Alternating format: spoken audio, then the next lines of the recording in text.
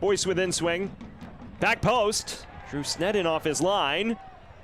Still loose. It's in front. McLaughlin. Gebhard over the line. Madison snatching an advantage before the break. And it's Derek Gebhard striking for the Mingos.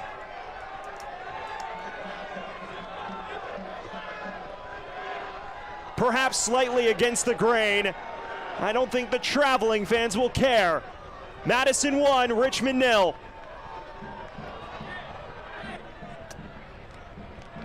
It's an industrious goal, to say the least. You see it just get played back in. McLaughlin got a touch to it. And then finally it falls loose. All Gebhard has to do is drive it past the oncoming convoy of kickers. And he will open his account for 2025. It was a busy first half for Jake Kroll, playing his usual outside center back role. Called into action on a number of occasions. Here's the goal scorer, Gebhard. One-on-one, Gebhard with a second. Catching Richmond out, it's 2-0 Madison.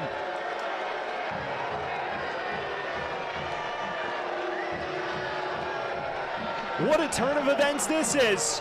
A Richmond side that opened on the front foot, caught on the break, and it's a brace from Derek Gebhard, which has Madison on the precipice of a huge 3 points away from home. You see this just get played through. Gebhard has everyone beaten for pace of the night here in the Henny Derby. Does Espinal have a response? It is still Darwin Espinal! What a finish that is! Richmond right back in it!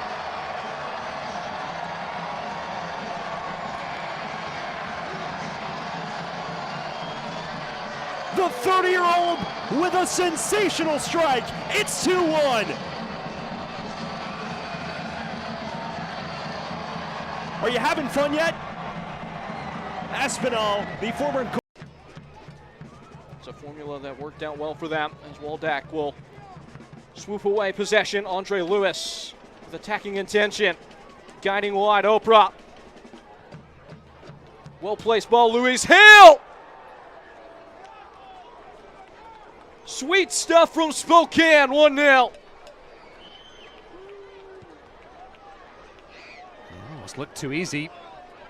Louis Hill in that right channel. You can't give him that much space. A veteran, so much experience at the professional level. Lovely little ball here. Brandon Fricke, for some reason, was sitting a little deep and keeping Louis Hill onside. Gunther Rankenberg. A swerving switch of play. Andre Lewis is onto it. He's played a piercing pass in for Oprah, who struggles to get his footing, but not struggling at all there is Louis Hill, who finds himself at the brace. Yeah, Tyler Polak caught out of position. But what a finish by Louis Hill. He still had a lot of work to do with that cross. The pace was there. All he had to do was redirect it. And a man with his resume is going to put those in the back of the net more often than not, but still a fine finish. You see Tyler Polak out of position. Nevin Lee scrambling back. Perhaps a hint of offside. Brandon Fricke. Greenville off to this great start in the league. Can they salvage a point? Maybe all three here. Their opponent has made that rather prickly, and Louis Hill comes forward trying to make that an insurmountable task. It's squared, it's tapped on, it's tapped in, and the flag will remain down. They've been waiting for their moment to pounce on the counter, and Spokane throw a right cross connecting with the jaw. No Greenville triumph. And I believe they may have credited this goal to Pierre Reedy. You see the Reedy, it might have come off Brandon Fricke at the end. You can see Greenville all over the place here. Polak with a miss there, scrambling to get back. Hints of offside. I think Polak was in the vicinity though. They won't care who it came off in the end. Could have come off Pelaez, maybe tapped an own goal. Reedy was in the vicinity. Yeah, it's a Fricke own goal, I think. Although perhaps it was on its way in anyway. Away by Moranciel. Not enough can be said for how Lee Wiedemann has gotten his group to bounce back. The conversation with him ahead of the match, it really was, in terms of instilling confidence, all about trusting his players to do it themselves. They're on the front foot here, and they have a fourth. You could call that confident. Anwar Pelaez pops up and punches home. And by the virtue of the scorebook, that will be credited as a brace, as he was given the goal earlier. And he just finds that seam between the center back and the fullback again.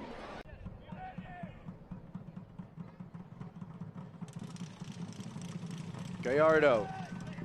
A lot of hang time on this one. Headed to the back post. It's down in front. Was it kept out? It was not.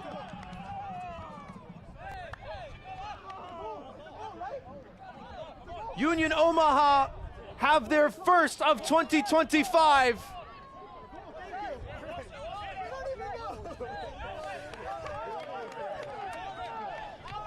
They all count the same. A calamitous affair, but across the line.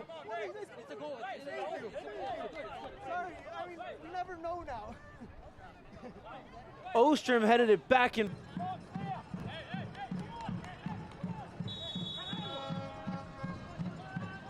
Tormenta looking for the immediate response. It's played in, and it's an own goal!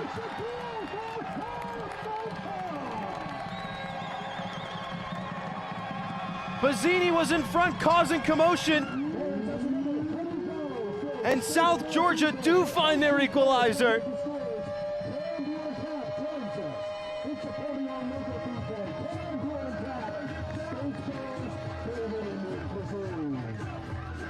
Yaniv Bazzini, the man who is... Omaha going quickly. Gomez to the near side. Ostrom now one-on-one to the back post. Arriving is Akoff! A lovely volley, cushioned with the instep.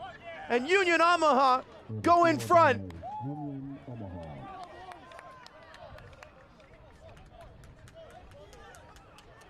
The quick restart from the throw-in, catching South Georgia off guard. Nobody guarding Dion Akoff at the back stick.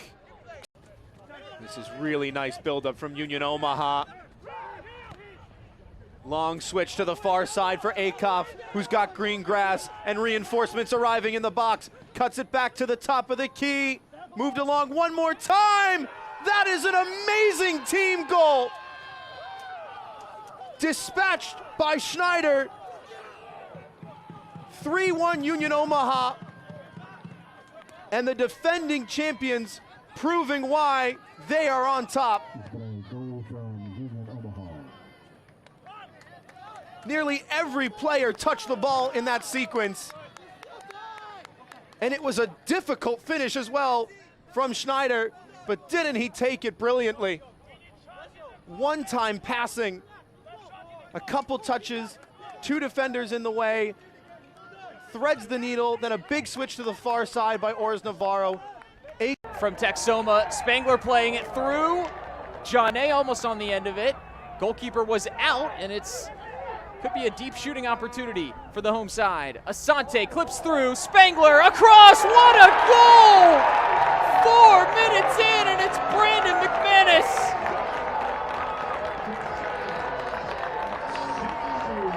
Sensational football from Texoma FC. Asante at the heart of it. Spangler gets the assist. And it's the rookie McManus. Second goal. Texoma getting back well. Powder has some free space though. Noah Powder, he's got his brother alongside him to the left and will dish it out wide. Samori Powder, edge of the box. 1-1.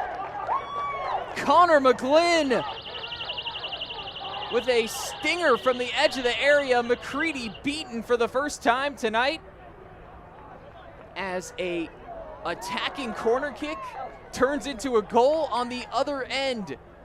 And we are level in the first half in North Texas.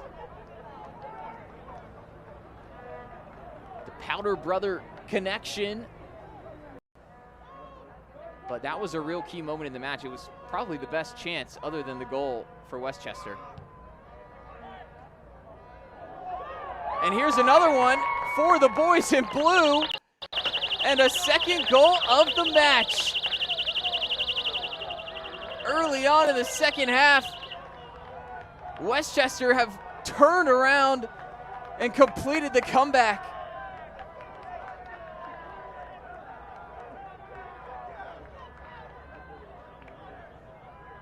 I believe it was Adewole. A flick from Connor McGlynn.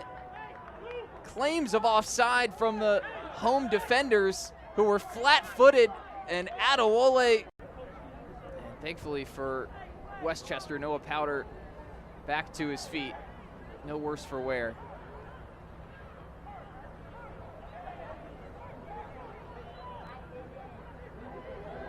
Obregon cutting across, Bolaños!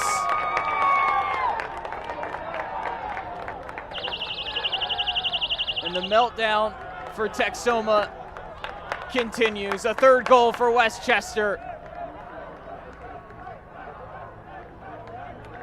Jonathan Bolaños back in League One and back on the score sheet, assisted by Obregon. You have to imagine that's enough to carry Westchester to the 3 points tonight. Look at the control. No